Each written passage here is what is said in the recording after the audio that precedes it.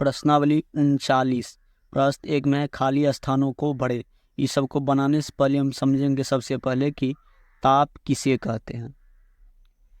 यहाँ पर ताप का अंग्रेजी होता है टेम्परेचर। जब हम आइसक्रीम, बर्फ या रेफ्रिजरेटर में रखे जल को छूते हैं तो हमें ये सब ठंडे लगते हैं, और जब धूप में रखी लोहे की कुर्सी या गर्म पानी को छूते हैं तो हमें ये सब गर्म लगते हैं। इसी ठंडापन या उष्णता की मात्रा की माप को उस वस्तु का ताप कहते हैं। प्रश्न एक का क में पानी के उबलने का ताप -डिग्री सेल्सियस है। ख नंबर में बर्फ के पिघलने का ताप -डिग्री फ़ारेनहाइट है। ग में एक स्वस्थ मनुष्य का समान ताप -डिग्री फ़ारेनहाइट होता है। घ में हम लोग अपना ताप तापमापी से मापते हैं। अंग में डॉक्टरी तापमापी थर्मामीटर को गर्म जल में रखना चाहिए। च में किसी वस्तु के ताप की माप हम से करते हैं। तो ये जितना सारा दिया गया है यहाँ पर पॉइंट को समझेंगे। यहाँ पर है जिस ताप पर जल जमता है या बर्फ पिघलता है वह 0 डिग्री सेल्सियस या 32 डिग्री फ़ारेनहाइट होता है। जल जमता है या पिघलता है, 0 सेल्सियस में पूछेगा तो 0 डिग्री सेल्सियस होगा, और फ़ारेनहाइट में पूछेगा तो 32 डिग्री फ़ारेनहाइट होगा। अब है जिस ताप पर जल उबलता है या जलवाष्प जल बनता है वह 100 डिग्री सेल्सियस या 212 डिग्री फ़ारेनहाइट होता है। जल उबलता है डिग्री सेल्सियस में पूछेगा तो 100 डिग्री सेल्सियस हो जाएगा, और फ़ारेनहाइट में पूछेगा तो 212 डिग्री फ़ारेनहाइट होगा। उसके बाद एक स्वस्थ मनुष्य का समान ताप 37 डिग्री सेल्सियस या 98.6 डिग्री फ़ारेनहाइट होता है।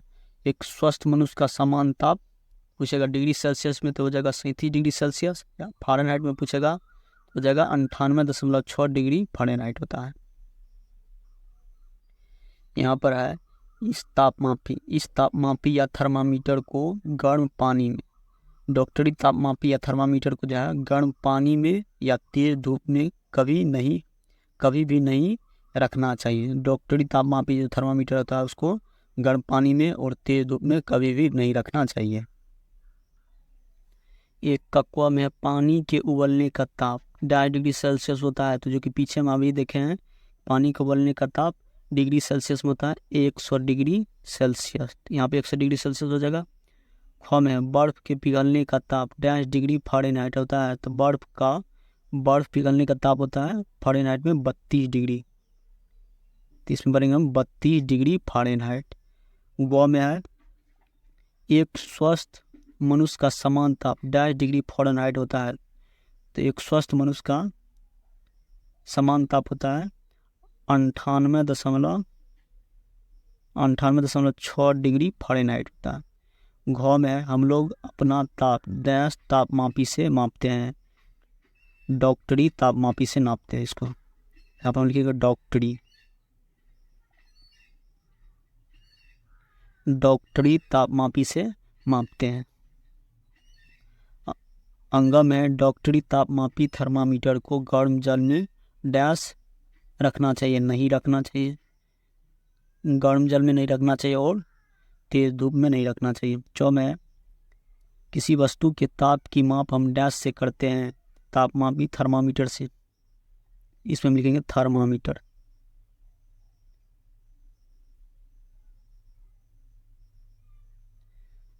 किसी वस्तु के ताप की माप हम थर्मामीटर से करते हैं।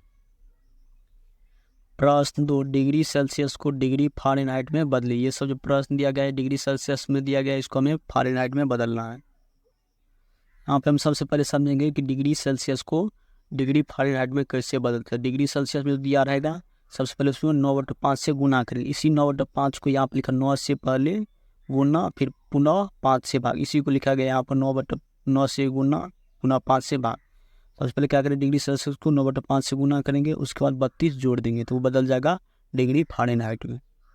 फिर डिग्री फ़ारेनहाइट को डिग्री सेल्सियस में बदलने के लिए क्या करेंगे, सबसे पहले 32 को घटा देंगे। जो डिग्री फ़ारेनहाइट में दिया रहेगा उसमें सबसे पहले 32 को घटा लेंगे, उसके बाद 5/9 से गुना करेंगे। इसी को 5/9 को यहाँ पर लिखा गया इस तरह से।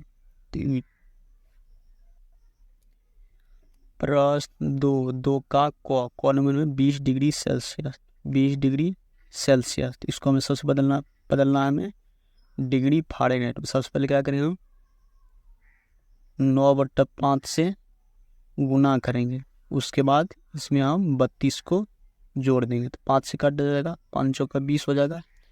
4 गुना 9, 4 गुना 9 प्लस 32 हो जाएगा। ये जगह 9 चौका 36 प्लस 32, इसको जोड़ लेंगे। यहाँ पर 8 3 3 6 68 डिग्री फ़ारेनहाइट हो जाएगा इसका आंसर। अब है ख नंबर में 30 डिग्री सेल्सियस। सबसे पहले हम क्या करेंगे 30 डिग्री सेल्सियस को डिग्री फ़ारेनहाइट में बदलने के लिए 9/5 से गुना करेंगे, उसके बाद 32 को जोड़ेंगे। ये एक सूत्र होता है।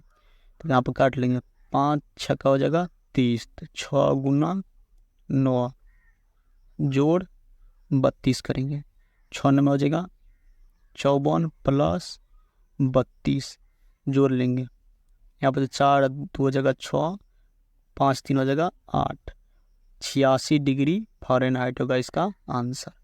30 डिग्री सेल्सियस को फ़ारेनहाइट में जब बदलेंगे तो हो जाएगा 86 डिग्री फ़ारेनहाइट। अब है ग नंबर में है 60 डिग्री सेल्सियस। तो 60 में सबसे पहले 9/5 से गुना करेंगे, इसमें 32 को जोड़ेंगे, 5 से काटेंगे तो 12 पंच हो जाएगा 60, फिर 12 गुना 9 कर लेंगे जोड़ 32, 12 नंबर हो जाएगा 108 जोड़ 32, इसको जोड़ लेंगे। 2 8 10 के 0 हो जाएगा, हासिल 1 3 0 3 हो जाएगा, हासिल 4 हो जाएगा, फिर हो जाएगा 140 डिग्री फ़ारेनहाइट आंसर इसका हो जाएगा। 60 डिग्री सेल्सियस को जब डिग्री फ़ारेनहाइट में बदलेंगे तो ये जगह 140 डिग्री फ़ारेनहाइट। अब है घ नंबर में 62 डिग्री सेल्सियस। 62 डिग्री सेल्सियस को डिग्री फ़ारेनहाइट में बदलेंगे, 62 गुना सबसे पहले 9/5 से गुना करेंगे, फिर 32 को जोड़ देंगे। तो 32 गुना 9 करेंगे तो जगह 558/5 जोड़ 32। अब क्या करेंगे 558 में जो है 5 से भाग करेंगे,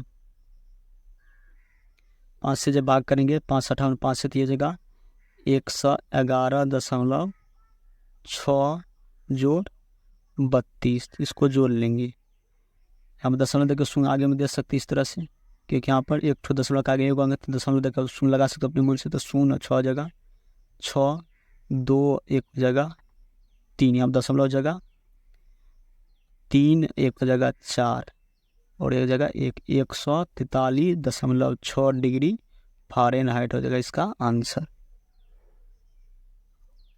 अब प्रस्थ अंग में 38.5 डिग्री सेल्सियस। सबसे पहले डिग्री सेल्सियस को डिग्री फ़ारेनहाइट में बदलने के लिए 9/5 से गुना करेंगे, 38.5 गुना 9/5 से इसमें गुना करेंगे, 32 को जोड़ देंगे। तो 38.5 गुना 9 करेंगे तो जो गुना करके 346.5/5 हो जाएगा प्लस 32। अब क्या करेंगे 346.5 में 5 से भाग करेंगे, इसको जब भाग करेंगे तो जगह 69.3 प्लस 32, इसको भाग करेंगे तो इतना जो 69.3 प्लस 32 करेंगे। हम दशमलव देखें यहाँ दशमलव का एक ठो शून्य दशमलव देखें एक शून्य लगा सकते हैं ताकि जोड़ने में आसान होगा। 0 3 को जरूर हो जाएगा 3, दशमलव के सामने दशमलव हो जाएगा 2 9 11 का 1 हो जाएगा, हासिल 1 हो जाएगा, 3 6 9 1 10 ये जगह 101.3 degree Fahrenheit answer. 38.5 degree Celsius को फ़ारेनहाइट में बदलने के बाद 101.3 डिग्री फ़ारेनहाइट। इस तरह से है हम प्रश्न 1 और 2 को हल कर लेंगे।